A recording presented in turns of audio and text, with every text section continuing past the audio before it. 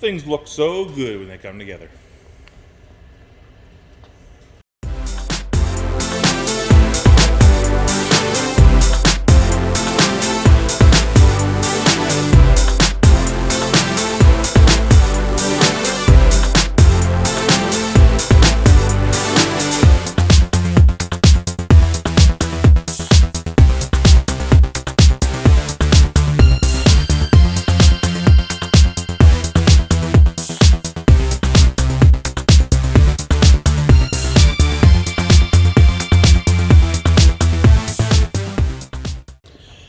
Welcome back.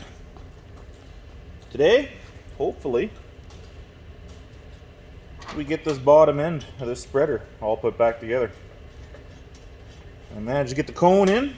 Now that we got, I got a truck working, I was able to bring the cone in here. So we'll work on that today as well too. Get those meter and gate doors working again. But first off, we're gonna get this bottom drive gear in with the gearbox, get the spreading disc on, and get as far as we can here until it's time to get the cone on here. So anyway, it's not real exciting today, but it'd be nice to get this job out of here. So just these 6 Allen keys to get these torqued down here, then we'll move on to that ring.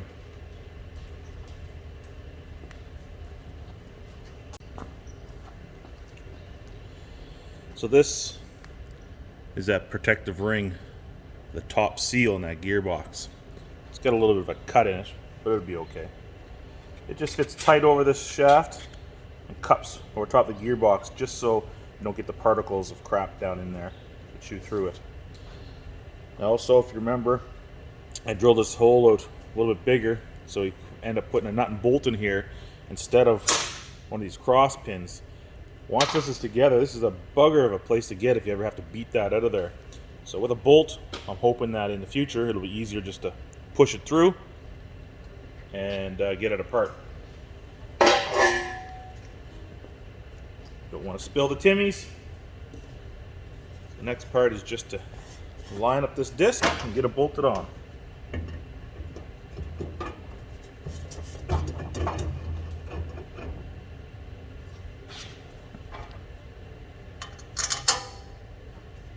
And we'll go just like that.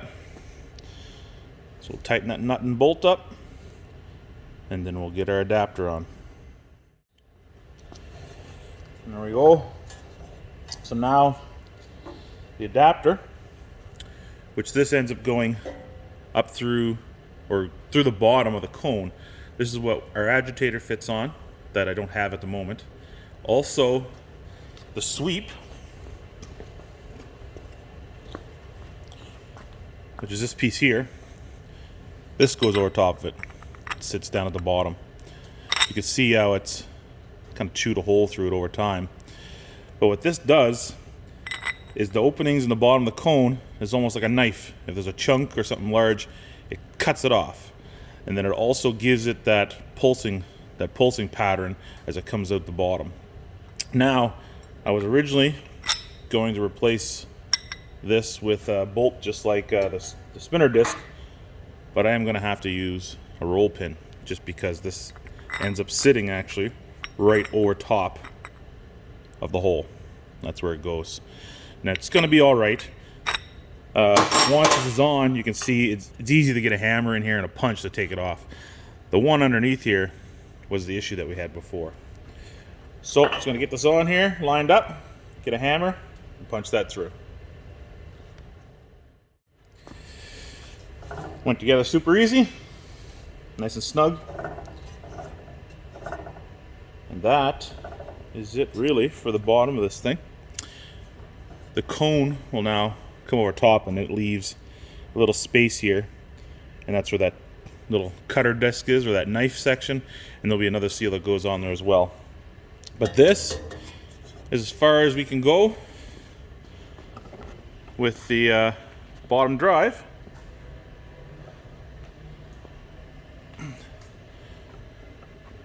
Until we get that cone worked on. So I'm going to go outside here, bring the cone in, and the next thing is to pound those doors out that are rusted solid in there.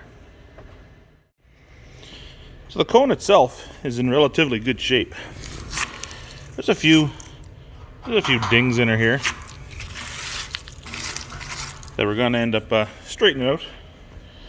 There's a couple more on this side here. Nothing crazy.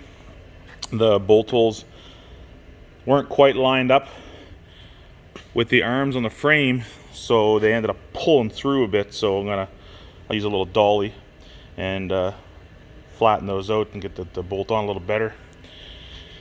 And then the bottom of this cone, it's not too bad. It's got a little bit of an edge, so we'll clean that up. But this is the issue here. I tried hitting these out when I first started this project, and I couldn't get them to move. So I'm gonna get a little penetrating fluid in here and let it soak for a half hour. I'll try to get these out. While I'm doing that, I'm just throwing a little bit of paint on the PTO shaft, prime both sides, give it a quick coat of black.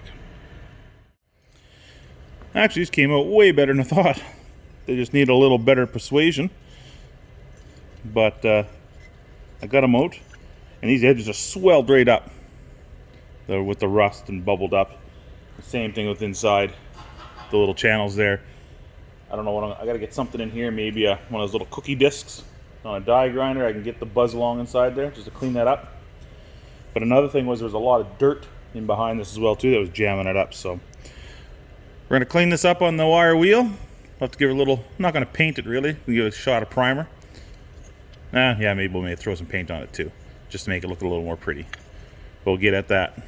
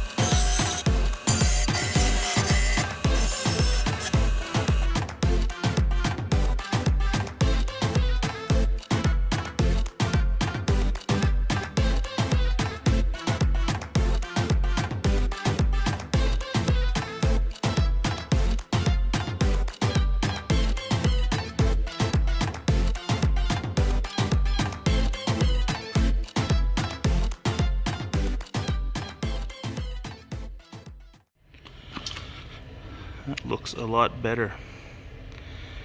See, I don't know what it is, but I'm addicted to paint or something. So I wasn't gonna paint these. But once I clean things up, I just gotta get the old psst, psst, psst going and rattle can that thing till she's looking nice and new again. So now we just gotta tip up this cone. I wanna fix all these edges that are bent in. It's kind of dinged all the way around. See if we can straighten them up a little bit.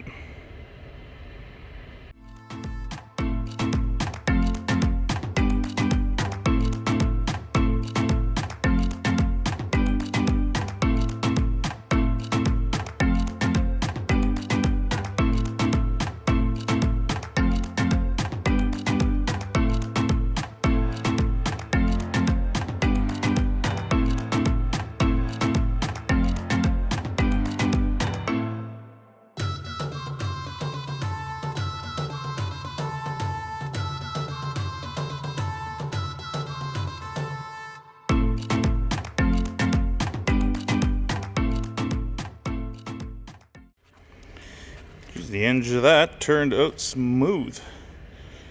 She's perfectly round. A couple little shadows where it's a little wavy, but because the metal was bent down so far in a couple spots, kind of stretched it, so it's never going to go perfectly straight. But now I turn this over, I'm looking at that rust way down in there, and I see there's a little bit of a metal edge that's sticking out that I don't like either. So when this dries, my brain is compelled to get in there and get rid of that rust.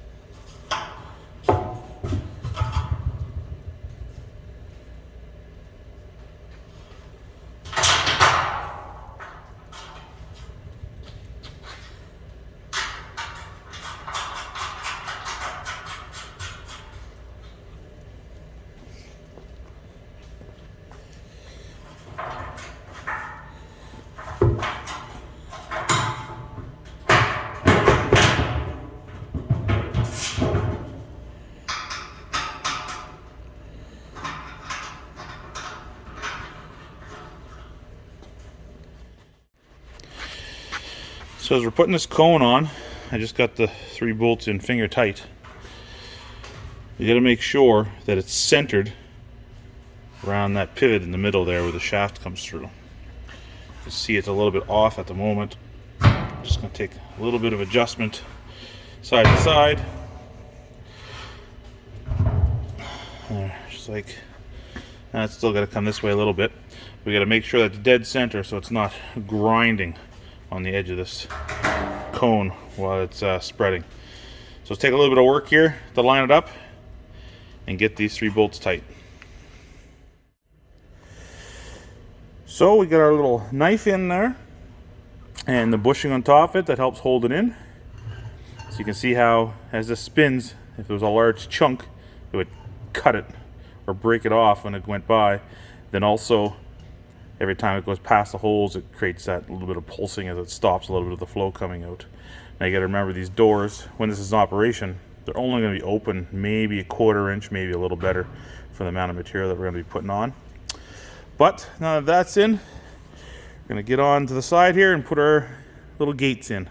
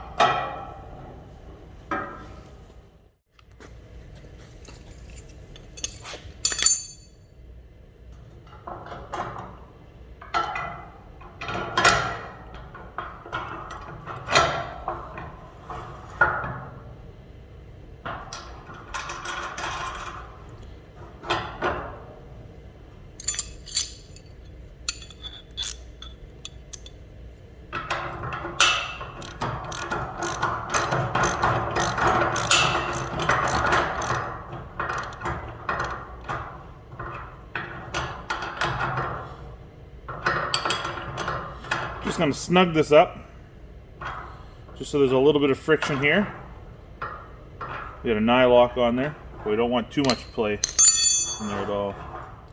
So now we got to find another one here, and this is actually going to be our pinch point. As we tighten this up, it's going to grab against this slide here, and that's going to stop from moving. So what we do is we put a hairpin through here to the desired opening that we want, and then loosen off the bolt, drops down, tighten it back up so it pinches together, and then we go on spreading. So just find a little bolt that can go through there.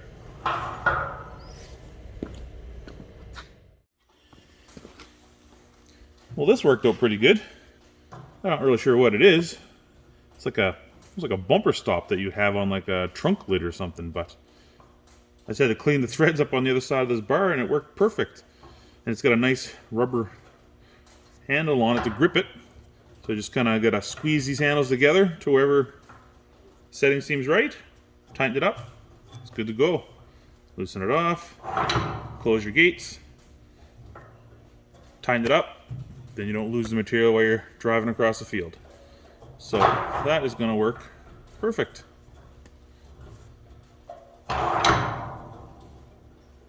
I like it.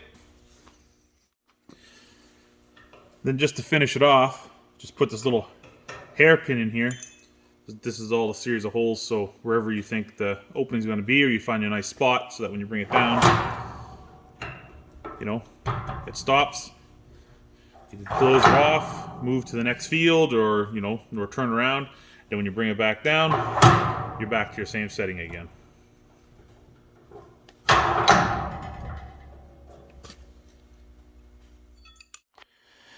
There she is. She is completely back together. Back to factory spec. So, this is the Cosmo 500. It's been a nice little project. So now we're just going to load it up in the truck, take it home, and we're going to throw it on the tractor and spin that gearbox up to 540 RPM and see how it sounds. Alright, so we are on the tractor. Sorry if there's a little bit of wind. Hopefully you can hear okay. But everything went on good. I ended up putting that never seize on the end of the PTO shaft. But the one issue I do have is right now the PTO is straight out. So you can see the paint line. See if it'll focus on there. You can see the paint line right there. It's only about maybe a 1/4 inch. The problem with that is the higher this 3-point goes now, the shorter that shaft is going to get as it passes the, I guess, the fulcrum, the center. So this shaft is actually too long. I'm going to have to take off about 2 inches. When it goes lower, it'll get longer. At this point where it's almost straight, as it goes up higher, it will come in a little further, and I know it's going to bottom out. So I'll have to cut out 2 inches off this shaft to make it work good. But as for a demo, it's good to go.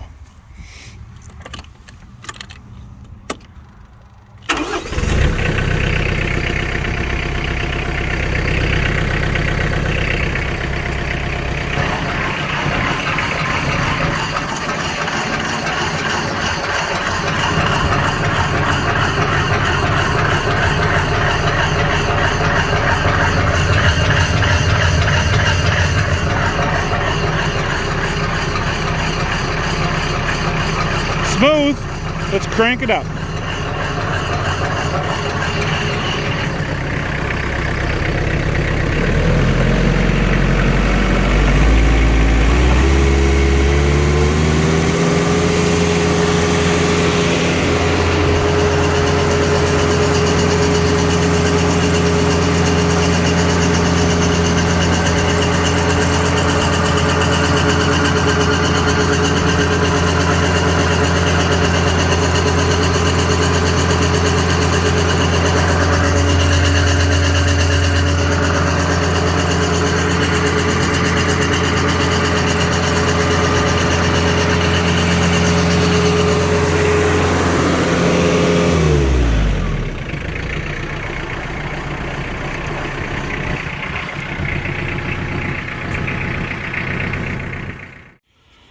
There you have it.